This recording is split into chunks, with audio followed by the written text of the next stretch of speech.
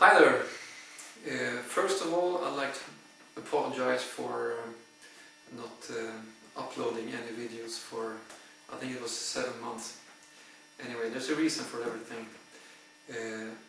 Today I'm going to talk a little about pressure regulators, and my goal with this video is to provide you with enough information so that you can build your own in-tube regulator.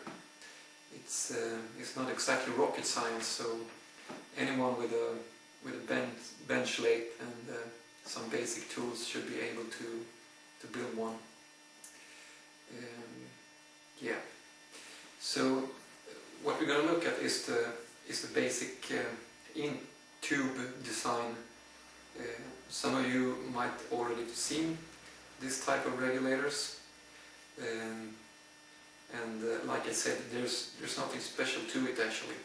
And if you do a search on the internet, I'm sure you can find at least a couple of detailed drawings of this type of regulators.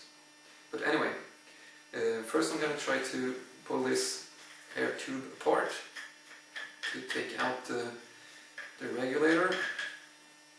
And plug, standpipe, other end plug, and of course, before you take anything apart, you have to make sure it's not pressurized. Otherwise, you'll notice that. Here's my custom-made regulator removing tool. This is a piece of I think it's a broom handle from aluminum. I try not to throw things away, so I've kept this because this kind of material makes it would make a very good barrel shroud. Lightweight, fairly straight, and almost round.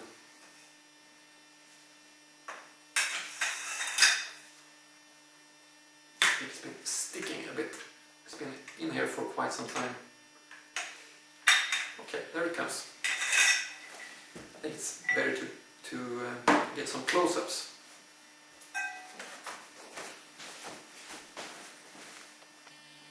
Perfect.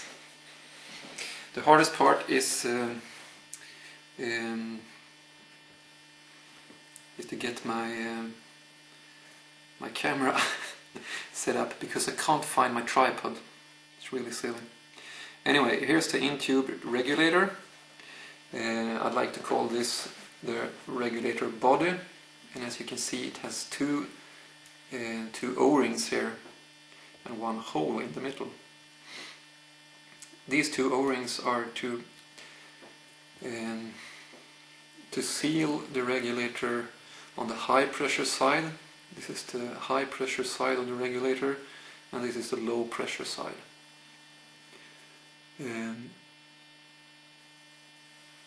In between the end plug and the regulator, I'd like to fit a piece of pipe.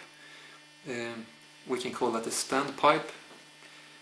I don't know if that's the correct word for it, but anyway, by altering the length of this standpipe, you can alter the volume, the pre-chamber volume, the volume of low pressure air available for the valve mechanism.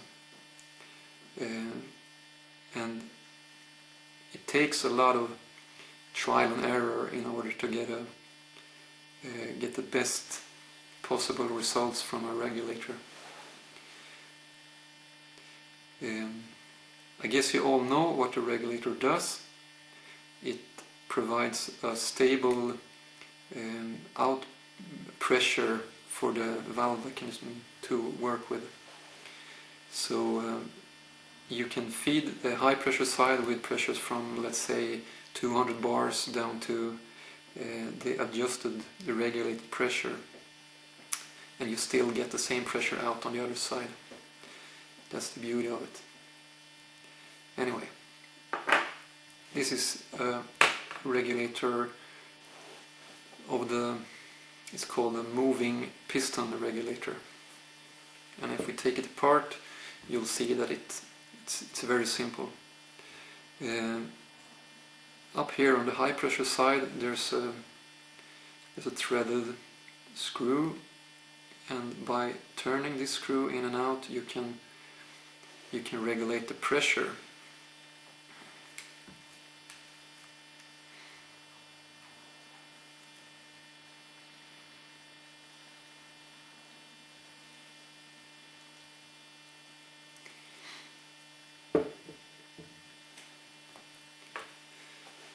The end of this screw is fitted with a piece of acetal or Delrin, and that is because this piece of plastic acts as a sealing surface for the moving piston. So it has to have one soft part and one hard part. It's pretty much the same as a valve mechanism. One soft part and one hard part. Otherwise it will be very hard to get a good sealing. So this one is turned from brass. It's I think it's an M10 thread. Yes, M10, 10 millimeters in diameter. You can use pretty much any thread you want, as long as there is enough room for this acetal piece. Inside the valve, inside the regulator body is the moving piston, and I'll see if I can push it out. I'm not. I just gotta go and get something to push it out with, because I don't want to use anything metal to push it out, because I can damage the sealing surfaces. I'll be back.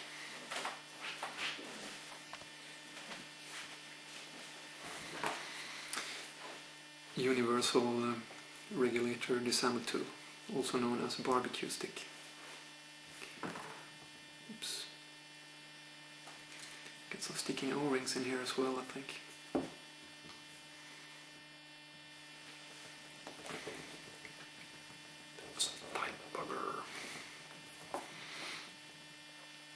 This piece that hasn't been in use for a while, so yes, they are sticking pretty hard.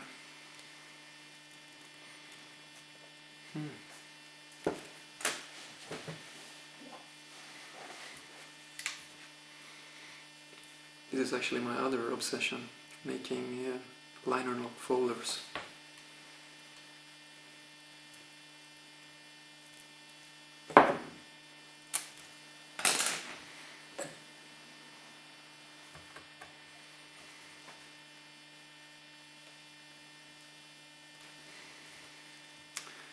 Well, can you believe it?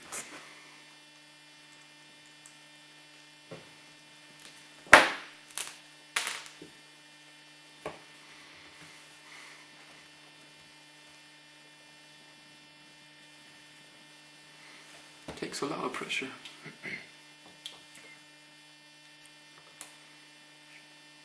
Anyway, here it comes.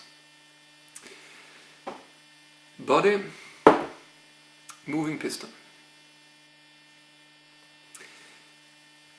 And as you can see, there's a hole through this piston, and if you, I don't know if it shows up on this in the picture, but here these washers are actually, what they're called in English, spring washers. I've heard another word for it, but I can't remember.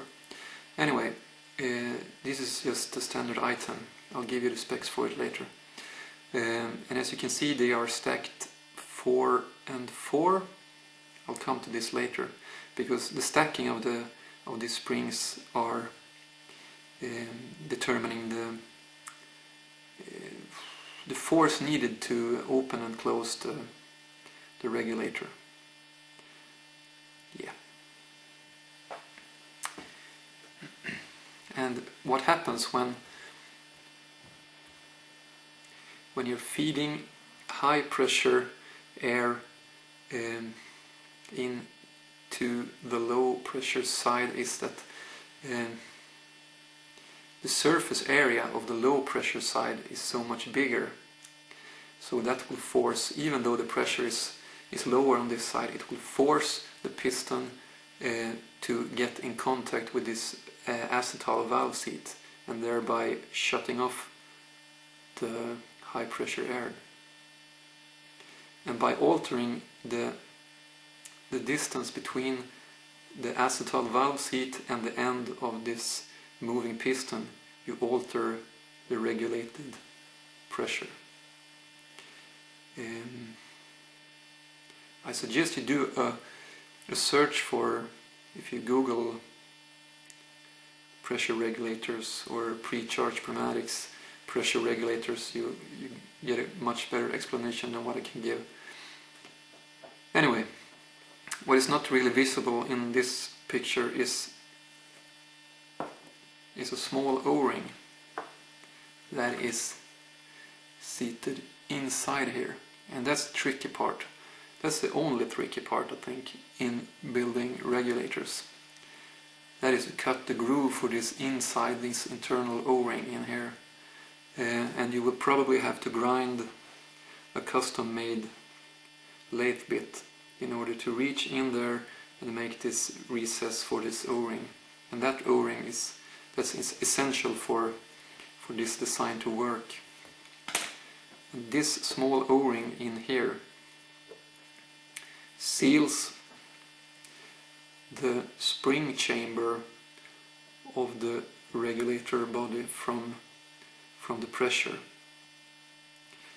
And I think I mentioned before that there's a hole in the regulator body here, and the best way to keep this type of regulators working properly is to have this hole vented to outside air, to atmospheric pressure. Because if you don't, you will over time probably get a pressure buildup in this spring chamber area. And if you pressurize this area, you will lose the regulating effect, just because this pressurized spring area will keep it won't let the regulator close. One space on this tape here, so I had to find another one. I made a simple sketch of this regulator. Hopefully it will make it a little bit easier to understand how the parts relate to each other. Anyway, as you can see, this is the high pressure side. This is the small adjusting screw with the acetal valve seat. This piece here. This is the piston, complete with spring washers, sitting there. These dots here represent O-rings, and as you can see, the piston is sealed from the high pressure side with the aid of this O-ring here, and it's also sealed from the low pressure side by means of this O-ring here. These two O-rings are just to separate the high pressure side from the low pressure side, and these O-rings seals against the inside of the tube walls. Here's the vent hole for the spring chamber, and in order to get proper venting to outside air, you need to drill through your air tube as well. But before you start drilling in your air tube, I suggest that you make a proper tryout and try different length of this stand tube, so you don't have to make up something to seal your drilled air tube if you would find that you have drilled in the wrong position. Anyway, that's all there is to it actually. So it's very simple, and anyone with a lathe should be able to build one, as long as you are able to turn out some sort of decent work. There are some special details that are worth mentioning, and one is the design of the sealing surface of the piston here. And I have found that I get the best results and most consistent results if I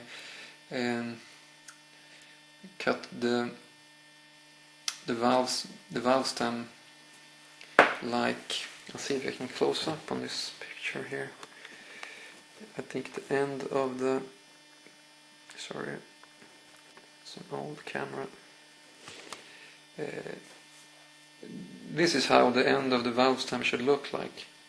It should be coned from the inside and out, because that way you will have very little surface area for the high pressure side to act against once it has sealed. I wonder if anyone understands what I'm saying here. Anyway, is there anything I have forgotten to mention? Don't think so. I'll take some quick measurements for you. Zoom out a bit here.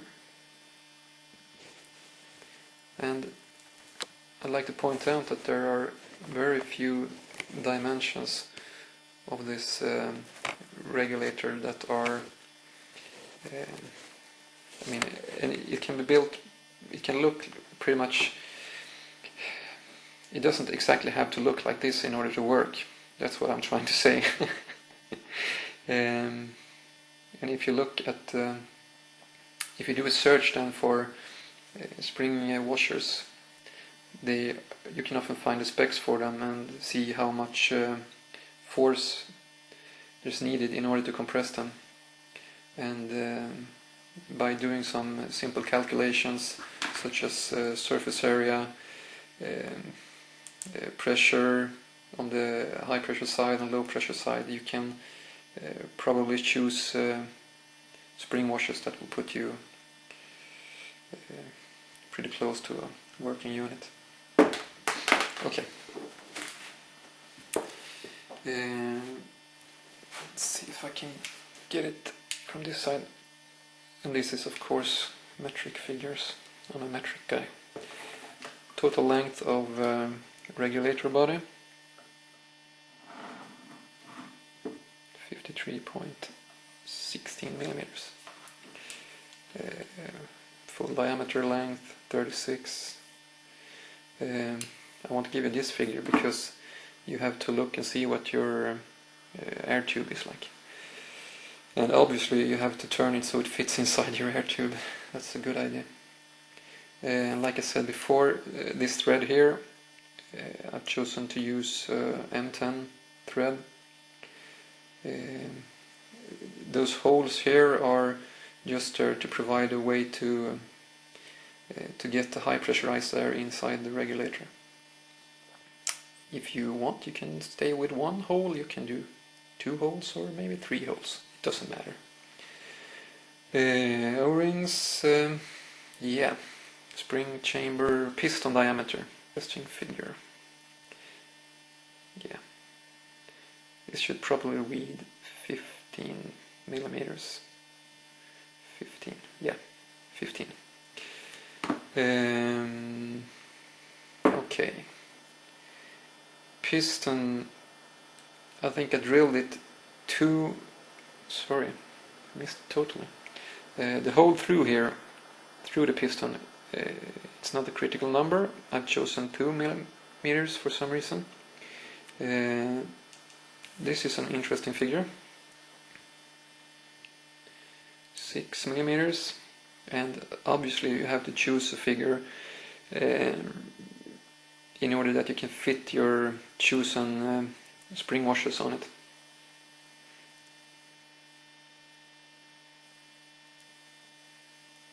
See if I can get a ballpark figure. Oh, piston stem length 27 millimeters, 6 millimeters there, total length 33, something like that. Yeah. Is there something wrong with this? Doesn't zero.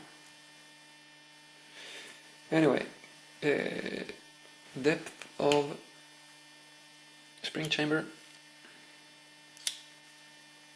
22.8 millimeters. Yeah, I think that's about it. And like I said before, by restacking your spring washers, you can alter the spring force, and thereby the regulated output, the regulated pressure. I'm a bit tired. Fine-tuning then, once you have found a suitable spring pressure, fine-tuning is then done by turning in and out this acetal valve seat in order to adjust the distance between here. And this piston really doesn't move that much. It's just fractions of millimeters from open to closed position. So it's not like it's going back and forth like this. It's just maybe maximum, I think, this design with this stacking of the springs provides for 1.25 millimeters travel. It's really not that much. Okay, yeah, that's it, I think. I'll see if I can find the specs for the spring washers for you. I'll be back.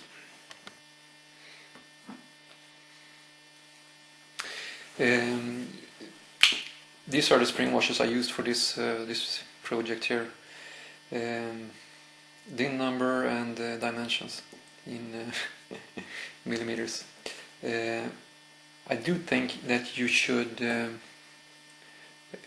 maybe you should go with a 13 millimeter diameter piston instead, because like I said, I had to stack the springs here 4 and 4, and if you use a somewhat smaller diameter on this piston, you don't need as much spring force in order to keep it open. So why don't try with a 13 millimeter diameter spring, piston, and or if you choose a spring washer with 0.7 millimeter thickness, so that you get some more a little bit stronger spring, that would probably work even better. And like I said before, there's nothing really special to a regulator like this. It will take you some time, trial and error, and adjusting it. And one of the weaknesses with this design is that you have to open up your air tube in order to regulate the pressure. It would be very nice if you could, just adjust the pressure from the outside. And there are ways to do that, but obviously the regulator won't look like this if you choose to go that way. And the fun thing about regulators is that once you get the hang of it, you get some sort of basic understanding, then you will soon realize that they don't have to look like this, and you can alter dimensions, and as long as you do your math, use the correct spring force and the correct surface areas, and you can build regulators that is much smaller. I think I posted some pictures of this regulator and a little bit of a write-up on one of the forums. I think it was the Tail on Tunes forum. If you search for threads started by Super Mono, you will probably find something. And there are a lot of other extremely talented people that are writing in that forum, so you'll get a lot of ideas, I'm sure. Yes, one more thing. As you might have seen before, some of my guns are fitted with this body bottle type of pressure vessels. And of course you can fit an external regulator, but that would then add some length to it, and I think it would be very nice and cool to have an in-bottle regulator. So I built one. It looked like this, and as you can see, this regulator body here is somewhat smaller. I think this one has an outside diameter of 11.6 millimeters, and it works pretty well, but it has an inherent weakness, and that is the fact that I haven't found out how to properly vent it to outside air. So every once in, let's say, well, I've actually left it for 7 weeks at one point in time, and it was still regulating properly. So, but I think that if you let it sit for maybe half a year or something, you will get pressure buildup in the spring chamber area. So in order to take care of that, you just have to open up first of all depressurize the bottle, and then take out the regulator and pull it apart to depressurize the spring chamber area. The good thing about this moving piston design is that even if you happen to pressurize your spring chamber area, it doesn't result in a locked valve mechanism. What happens is that you will get it stops regulating. You will get full pressure through the regulator. I've not seen, but I've heard of other designs where a pressurized spring chamber area would result in a totally locked regulator, and that wouldn't be that fun, because I can think of it doesn't sound that good, to have a pressurized bottle with 200 bars in it and no way to get the air out. So anyway, I think this moving piston type of regulator is a good way to start. Okay, enough of my ramblings, and feel free to ask any questions. I do actually try to reply on all the messages I get, but every once in a while I just don't find the time, so please be patient. Thanks for watching. Och Mats som ser ut som föråkare.